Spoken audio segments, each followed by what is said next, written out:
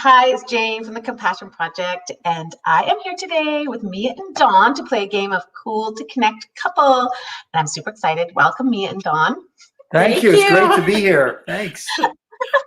So, Mia and Dawn are incredible. They are a beautiful couple. They're heart-driven, and they're from Boston, Massachusetts.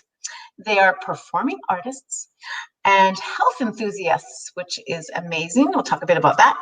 Mia is a singer and actress in the Broadway and opera genres, and Dawn is a violinist and composer.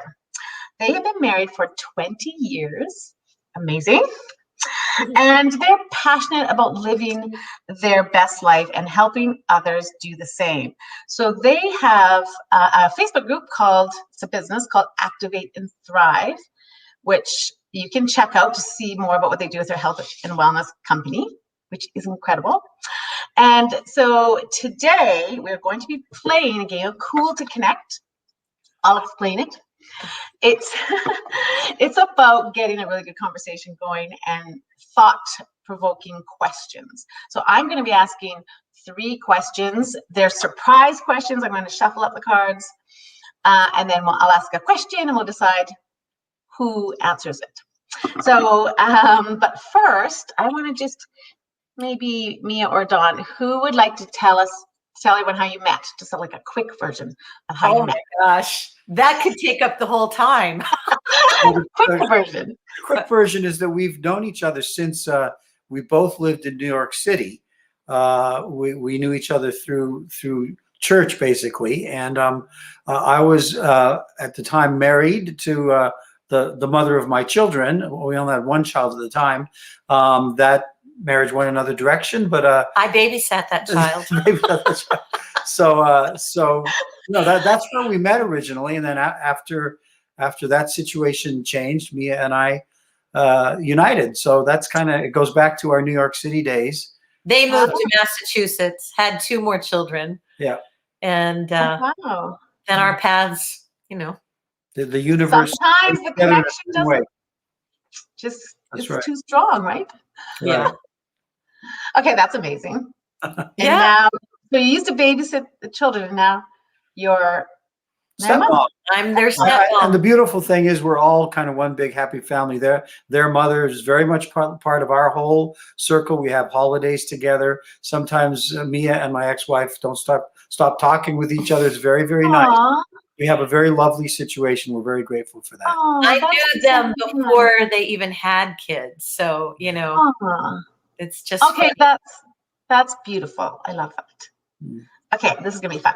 So, so Cool to Connect was created by a woman named Dana Clark. She lives in Toronto, Canada, and she has a company called Heroic Humans.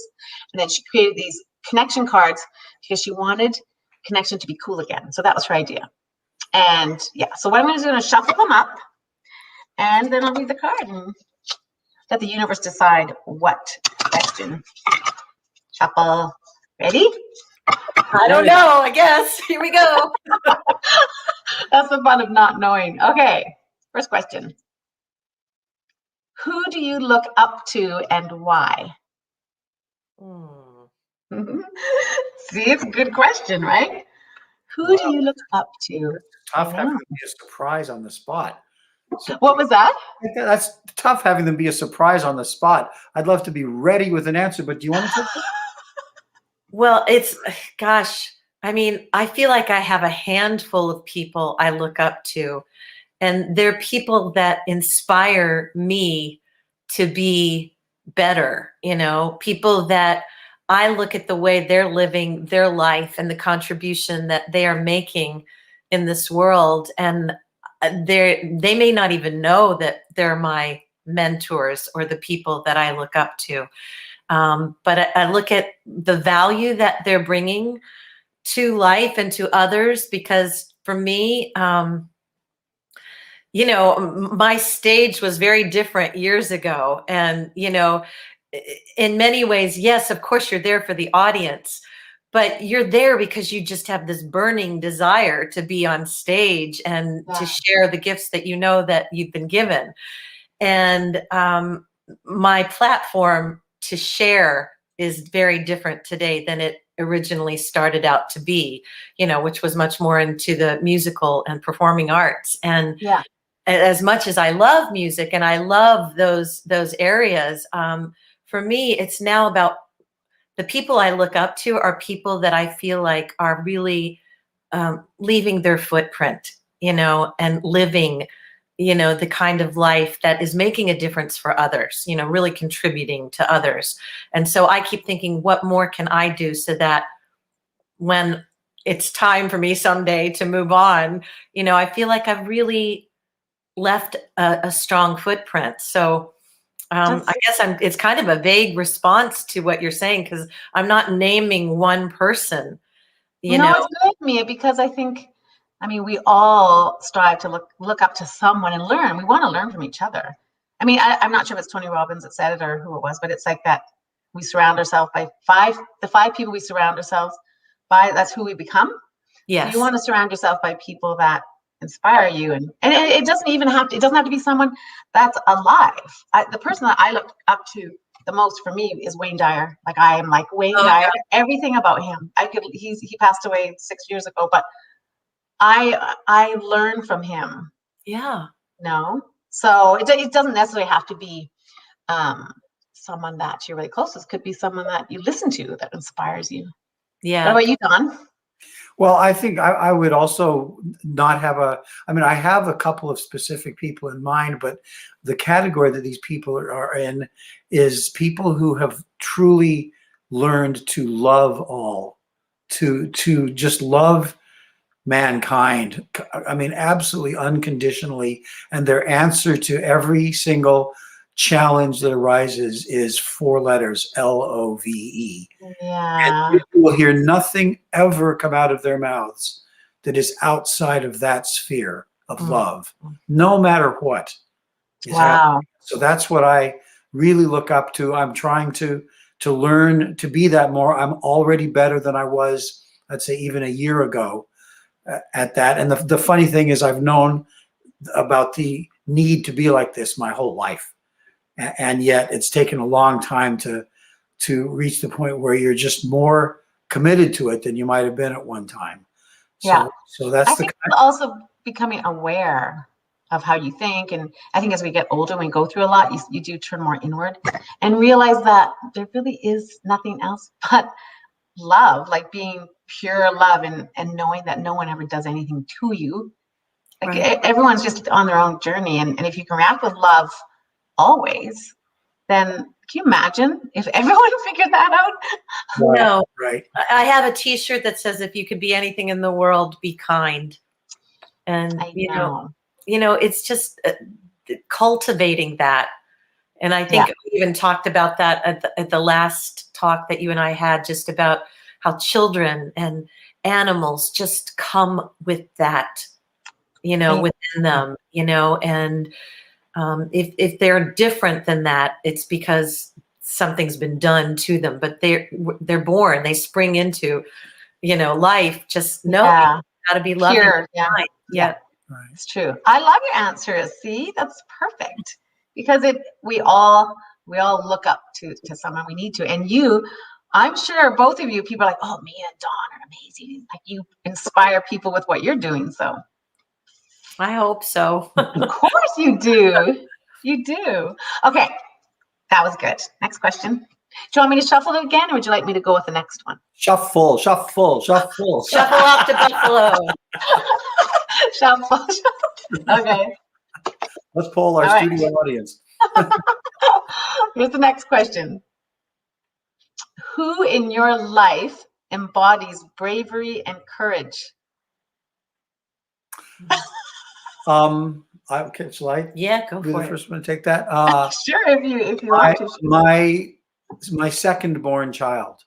Really, all of my kids in different ways, but I'm going to speak specifically about my second born, and I will use the pronoun they and them, because this individual identifies as non-binary, and so they're gay and non-binary, and so you can already see where courage comes into that, being able to stand up for who you are, in Aw. the face of whatever you have to face. And as a parent, of course, that's the, the challenge for me sometimes. I hope that Chris, their name is Chris, Kris, is going to be okay with everything they have to face. They're living a wonderful life. They're a piano technician, extraordinary, very good at what they do, and they've just made that commitment to just being who they are, period, without trying to look like something else, and are physically looking more like how they would like to look, and be just not caring for what anybody might think about that. And so that's the first one that came to mind. Wow. Yeah, to just know that you identify differently than the way you came into this world, and then having to stand up for that. And having to figure out the whole restroom thing is something that when you clearly identify as male or female, you don't think about, but they have a challenge there as to which one to go into, and don't even think about anything like that. Yeah. Just things we take for granted. They have to really, How old is Chris? Chris is 26, 26, going to be 27. 27. 27 in June. Honestly, your answer is amazing, because wouldn't all of us like to just be completely true to who we are? And I think so many of us, as we're raised and we're influenced by people, we actually get away from our truth, right? Like all of us. And it's like the struggle to be like, no, I want the world to see me, not to pretend to be who you think the world wants you to be. So many of us do as we grow up, because I think it's confusing in general to figure out who you are or your truth. And we try to act a certain way, or parents think we should maybe, go into a certain sport or do this, and you get an identity that's not true to who you are. I admire that so much. And Chris themselves did have to kind of, hide it in their childhood. Yeah.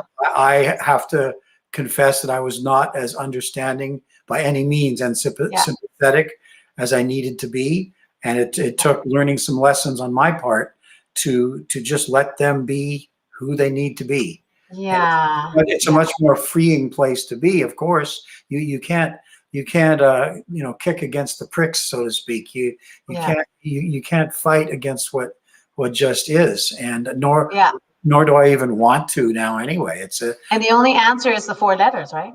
That's right. That's right. It comes back to that. Love is the only answer.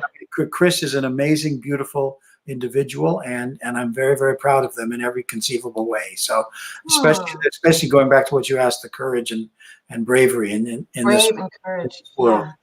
So okay, that's amazing. Thank you for that answer. Loved it.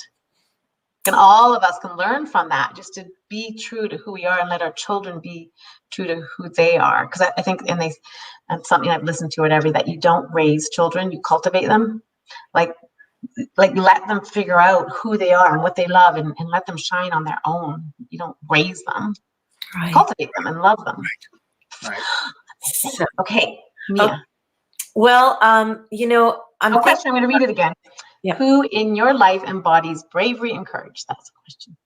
I would say anyone who's having to navigate life, especially during this past year, but anyone that's having to navigate life and feeling a sense of separation or being alone, whether that's a single mom or someone who's gone through a separation of some sort, or someone who's lost someone, during this time. Just anybody who's having to navigate life on their own after having gone through some major change in life. I mean, I think all of us are creatures of habit, and we are comfortable with what we know, but we are not comfortable with what we don't know. And yet that's where we really see what we're made of. And that's where we're really tested to be that courageous, brave individual that has to now step into a new chapter of life and explore something totally different than what their previous experience was like. So I applaud those individuals with all my heart, because, I don't take it for granted that we're very fortunate having each other in this life, and not just having each other, but both of us really read music off the same page in many ways. Not just musically in that regard, but I'm just talking about life. We have so many similarities and things that bring us together, and so we're very fortunate, because I know that that's not always the case for people. And so I'm grateful, truly grateful for that. I can totally see where you're coming from, because it's like, I love you, Mia. I love you both. But Mia, there's something in you that you have a really huge heart and a lot of empathy and compassion. And so even for you not to name one person, you can feel that people in general all need to be brave and have courage, right? Especially through the pandemic. Like, I can feel that anyone that's suffering or going through a bad time, right? It's not like you want to single out one person. You can feel for it. I tend to have that, I do. I feel things very deeply. I always have, Yeah. It's probably why I ended up on the stage. You're amazing. But it's true. I mean, right now is a difficult time with the pandemic, and all of us have to be brave. And I'm shuffling again, just so you know. Okay, shuffle. Okay, third question is, when you lack inspiration, what do you do to inspire yourself? It's a good question, because we can be all inspired, everyone can be all pumped up. And then when you get to that place of, how do you get back up and inspire yourself? I love that question. Well, you went first the first time. I went first the next time. It's my turn to go first? Oh, great.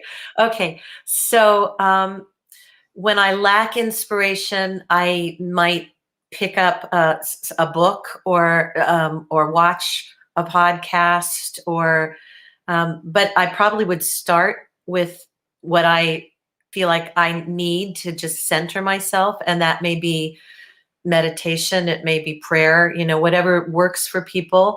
I would probably start with that place of just knowing that I need to get still first and foremost, so that I can be open to whatever inspiration is going to come my way. Sometimes I need to just move my body.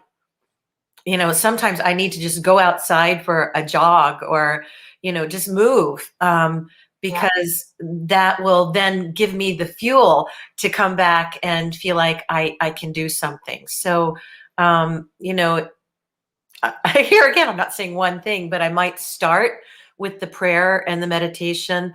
Or if I just feel like I really need to move, I may do all of that while I'm moving. Maybe I'll listen to something while I'm outside in nature, because I love nature too, and especially when it's cold outside, we don't necessarily feel like, wanting to step out there. I mean, I like to be warm, and I don't love being cold, but it won't stop me. I still like to get outside. I think it's important to trying to inspire yourself, because so many of us as humans, we're normal with the way we think and everything. You can't stay inspired up here all the time. So I think you have to have those tools to get you back. Those days when you wake up and you're just like, I'm not feeling it. I write on my bathroom mirror. I have a marker and I'll write, today's going to be a great day. Or I'll be like, I'll write anything to inspire me so I see it. My husband will come into the bathroom and be like, what's happening today? Like, what's written on the bathroom mirror? Or just to say the words, or get Tony Robbins is getting that state. No, today's going to be a great day. I have so much to be grateful for. I'm all about gratitude. What about you, Don? He calls it priming, and just getting it to unleash what's within, right? Yeah. So I remember a violin lesson back from when I was a kid. I've been playing violin and viola. Well, violin since I was 9. Viola I started in my 20s. But I came to a lesson, one probably of many lessons where I probably hadn't practiced enough. And my teacher said, "Why did you barely practice this week?" I said, "I just didn't feel inspired to practice." And then she was like, "Boy, Practice is 1% inspiration, 99% perspiration. Now, she's quoting Thomas Edison there, who said genius is 1% inspiration, 99% perspiration. So, I mean, my teacher was a real taskmaster, as you can kind of tell from that story. So obviously what she was saying is don't be sitting around waiting for the inspiration to hit. You go work.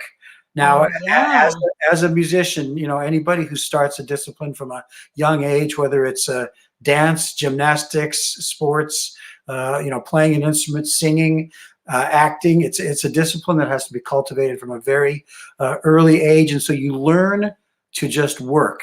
Mm-hmm. Yeah. And so I got accustomed to that.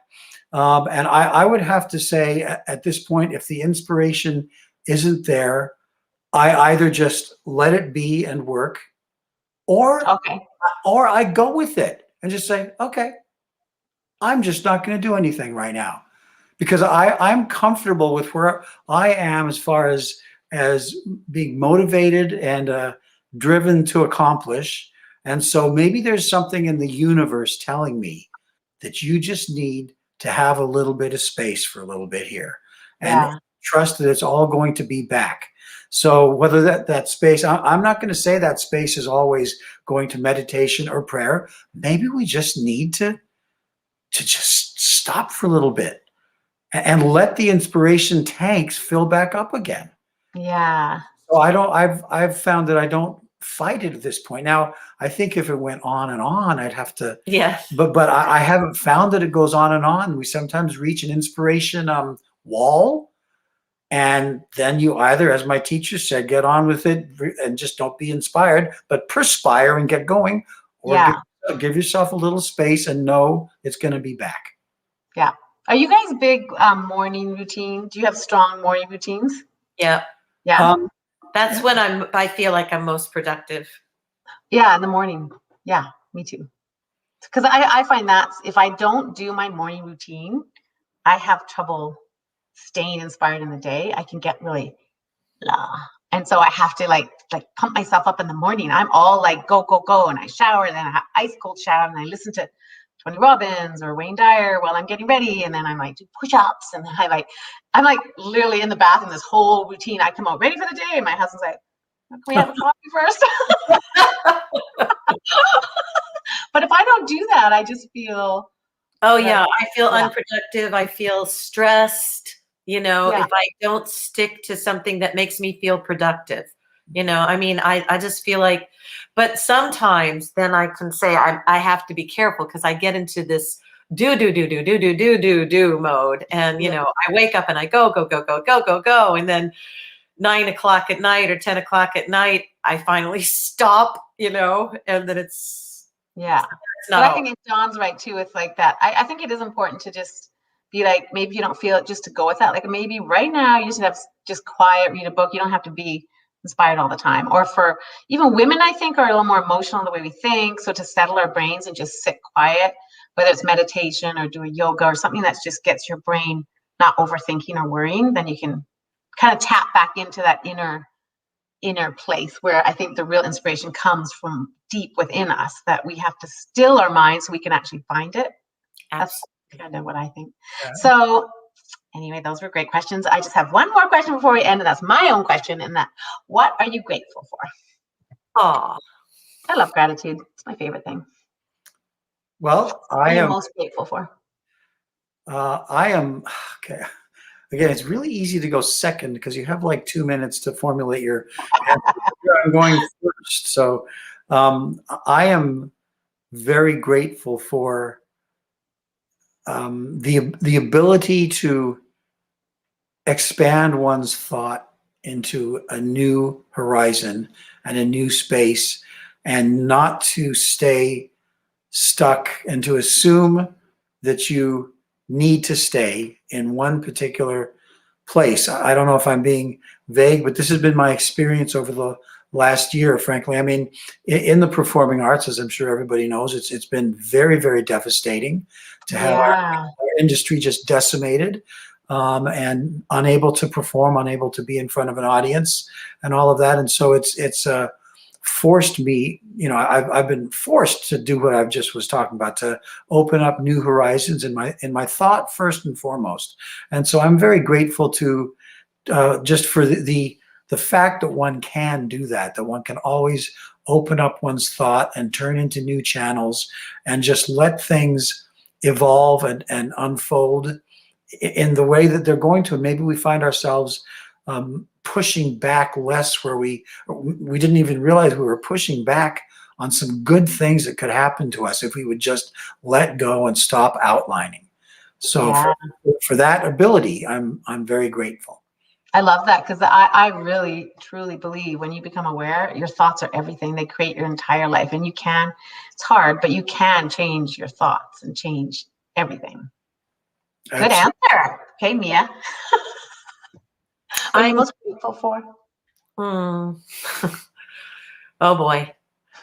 Well, I'm grateful to have known the love that I had with that precious furry girl of ours for so many years. It's a love, there are no words, just so pure and beautiful. So I'm grateful for that. How do you say her? It's Kamala? Kamala. Kamala, you're beautiful. Like the U.S. Vice President, Kamala. Yeah. Kamala. Aw, because she passed away last summer. I know. In July, yeah. But I'm so grateful. She had such a beautiful, long life with us. And, that love lives with me constantly, always. Yeah. So I'm very grateful for that. I'm grateful that we've been able to work from home. We've probably never been more focused and productive, than this last year. It's interesting because I know so many people have struggled and our hearts go out to them, but I'm just grateful that we've been able to really just keep very focused and productive with our business, and that I have this beautiful relationship that I can, work from home and we're together, and the support, the community.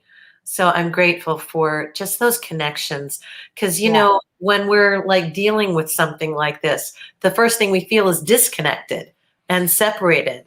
But I don't really feel like that. Sure, we want the in-person hugs and all that kind of stuff again, but I don't really feel disconnected. I feel very connected to people and the community, and I think technology sure helps us with all of that. You know? I think it's the pandemic's really pushed us to really use these kind of platforms more and realize we can still connect. I mean, just because we're not in person as much, and we will appreciate it so much when we can all get into a big family party. We'll all just be like hugging everyone. It's going to be great. But I think you also appreciate the simpler things in life too. The pandemic has taught, there's a lot of lessons in this, what we've gone through this last year, having to go inward, dig deep, and just learn more about ourselves and think and be happy more with the simple moments. But you two are amazing. I can feel your connection so strong. I think, wow, they really adore each other. I mean, Dawn is so much in love with you. I know you are too, Dawn. But I can just.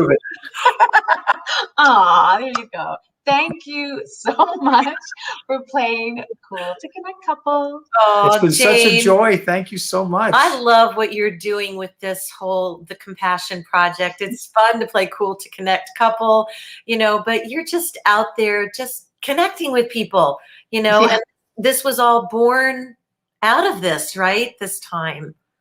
Out of the pandemic, this was, and so I'm just keeping it going. I like the Cool to Connect because it's just fun. It's a real conversation, but I put up your Facebook page there if people want to check out Activate and Thrive and see what you're doing, because Mia and Dawn also do on Thursdays. They do interviews on different health professionals. So if you want to get healthier, check it out. And anyway, but we'll sign off. Thank you, everyone, for watching. And thank you, Mia and Dawn. It was fun. Thank you so much. Thank you, everyone. Bye-bye. Okay, bye.